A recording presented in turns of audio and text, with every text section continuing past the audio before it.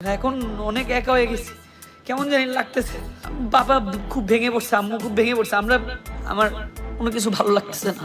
আমি অনেক একা হয়ে গেছি, কেমন জানি লাগতেছে। আমার মা অনেক ভেঙে পড়েছে, এখন চার দেয়ালটা আর বাসা মনে হচ্ছে না, কিছুই ভালো লাগছে না আমাদের। এখন চার দেয়ালটা মনে হইতেছে কি আর বাসা না, আমার বাসা থাকতে ইচ্ছা করতেছে না। বাবা গ্রেফতার হওয়ার পর লাইভে এসে এভাবেই হাউমাউ করে কেঁদে যাচ্ছেন ইউটিউবার তৌহিদ আফ্রিদি। আমি আমাদের বাসার মধ্যে একটা I don't know, কেউ আমি জানি না। কথাগুলো বলতে বলতে বাবার জন্য কেঁদে কেঁদে দোয়া চেয়েছেন আফ্রিদি। আর সবাই দোয়া করবেন।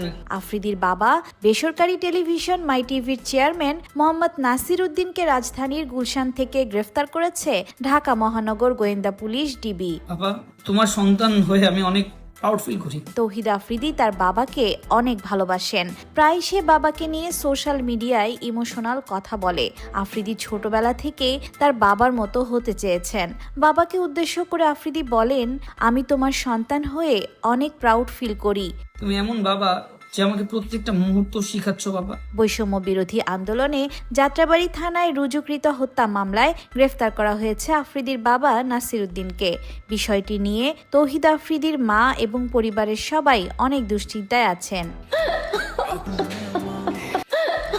আওয়ামী লীগ সরকার পতনের পর থেকে তৌহিদ আফ্রিদি ও তার বাবা মাই টিভি চেয়ারম্যান নাসির উদ্দিন বেশ রাজনৈতিক তোপের মুখে আছেন।